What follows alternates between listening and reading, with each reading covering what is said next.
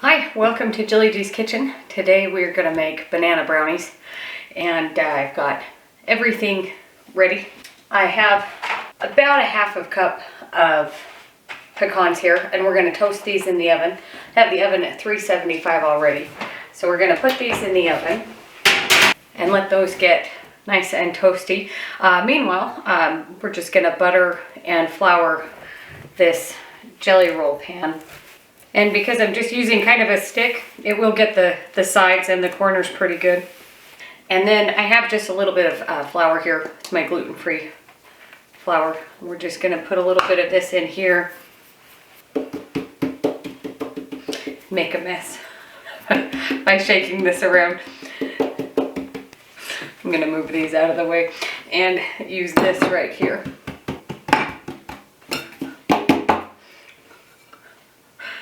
A little bit more. And you just kind of go around, make sure it's got a nice coating on it.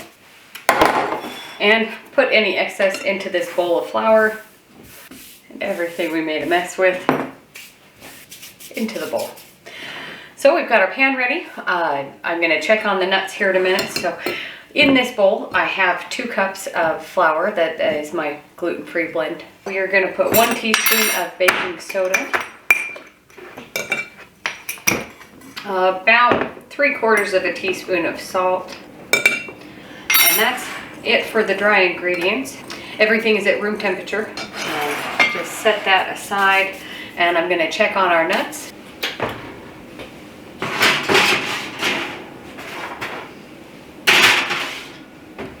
Those are almost ready.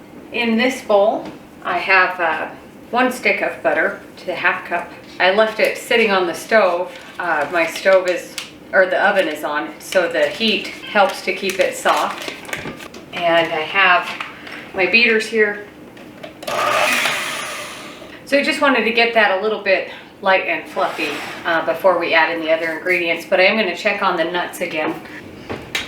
And I think these are good, so I'm just going to put those there to cool off while we mix everything else before we cut them up. So in this bowl with the butter, I do have about 1 cup of honey. For the recipe, I will put in the amounts of sugar that you would use instead of honey. So I'm just going to mix this together and get this nice and mixed in before we add the other ingredients. So that's looking really good. I have 2 eggs here, again room temperature. We'll do 1 at a time and just mix those in. Next egg. I'm going to scrape the bowl down too. If it looks a little separated, that's okay. It will all come together when we add in the dry ingredients. Next up is 1 cup of sour cream. And just keep mixing. 2 teaspoons of vanilla, a little extra. And I have 3 bananas here. I know they look terrible, but I put them in the freezer when they're ripe and then just freeze them for recipes like this. I took these out and I've left them sit out to thaw and get more room temperature. They kind of mash up really easy in here. And they have extra liquid. Normally with my flour, I add in an extra egg when I'm doing baked goods for a little bit of extra binding, but because the bananas have extra liquid, I am just using 2 eggs today. And so we're just going to put that in here with the vanilla and just mix this all together. Scrape down the bowl and 1 more mix. Lower speed. Okay, that looks good. I'm going to clean up a little bit. That flipped all over the kitchen. I think it even got in my eye. So we're just going to leave this to sit here for a minute, and then I'm going to chop up the nuts. If you don't like pecans, you can use walnuts or almonds or whatever, or no nuts. And however big a pieces you want. It's a loud cutting board. It's a little bit more than 1/2 cup. So just put this aside. Continue on with our batter. I'm going to add in our dry ingredients now. And just mix this. We need that. If you wait till your bananas are really ripe They're actually sweeter. That's why I used less honey than what the sugar equivalent is. And we're gonna make a glaze to go on top that is also made with honey. Okay, that looks good. Now we're gonna add in our chopped nuts. Just mix those around. Okay, that looks good. Any extra flour? Actually gonna add in the rest of that flour. Was supposed to go back in the bowl in the first place. Now that that's ready, we've got our prepared pan, and just gonna dump this all in and just spread it out. It's gonna be kind of thin, which should puff up a little bit. Okay, and into the oven for about 20 to 25 minutes. I'm gonna check it at about 20 minutes to see how it's looking. So into the oven. And I'm gonna clean everything up a little bit, and then I'll show you the glaze topping that we're gonna make while those are in the oven. We'll be back in just a second. So in this saucepan, I have a half a cup of butter, 1 stick, and I'm just heating it up. We're gonna brown this butter to make the glaze. And what you do for brown butter is you're browning the milk solids in the butter. So we're just gonna stir this around while it melts. Again, medium heat, you don't want it to burn. And I'm just stirring it so no bits get stuck on the bottom and burn. We don't want that, we just want it golden brown. It's a little time consuming, but it's worth it. So we're almost there. You can see that it is getting a darker amber color. So I'm actually gonna take it off the heat now. You don't want it to get too much darker than this. I'm not sure if you can see. It's a nice amber golden color. And to this, I'm gonna add about 1.5 cups of honey. The equivalent is about 4 cups of powdered sugar. So we're just gonna mix this around. Just want it to be incorporated. It will thicken a little bit as it cools, but we're actually gonna put this on the banana brownies while they're still a little bit warm after they come out of the oven. I'm actually gonna switch to a whisk. I know it doesn't look like much because it's just the honey and the brown butter, and you just stir it till it kind of comes together. It will look a little bit separated, but just keep stirring it.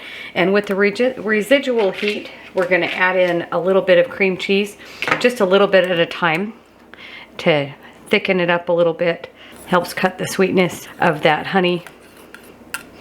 And it's probably more glaze than what we'll pour onto the brownies when they're finished. But you can use this as an ice cream topping or anywhere that you want to have a topping. So just keep mixing this. Again, the residual heat will help melt that cream cheese a little bit. And I'm just going a tablespoon at a time with the cream cheese. And I'm gonna add in a little bit more.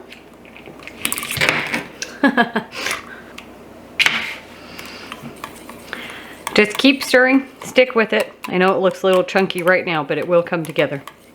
And 1 more tablespoon or so of cream cheese. So it's about a total of 3.5-ish tablespoons of cream cheese. As you can see, it's gotten a little bit thicker and lighter in color. And all those little brown flecks in there are actually the brown butter, even though they look like vanilla bean flecks. As you can see, it's all mixed in, just a few little bits of cream cheese, which I'm not worried about because when we pour this on the banana brownies, because they're a little bit warm, it will melt the rest, and I don't mind if it doesn't. Banana brownies are just about ready to come out of the oven.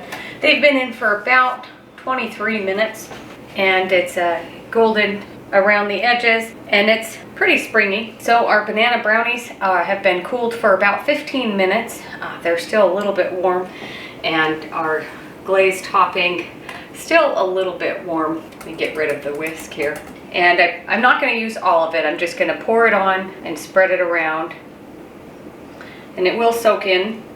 And you can use as much or as little as you like, but I don't want the pan to overflow. Don't stab the brownies. It's all right. Just patch it back up. It will fill in with this glaze, and that'll probably be a delicious piece to have. Okay, that looks good. We're gonna let this cool a little bit more before we cut into it. Let that glaze set up a little bit, and I'll show you what it looks like when it's ready. Our banana brownies have cooled off quite a bit. They're about room temperature. So I'm just gonna cut into it, however big of a piece you might want. This way. They will firm up a little more after having been in the fridge after cooling off completely. And then I'll keep these in the fridge because most gluten-free things you want to store in the fridge anyways. Fork.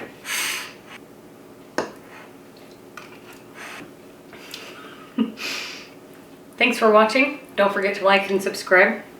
If you have any questions or comments, let me know.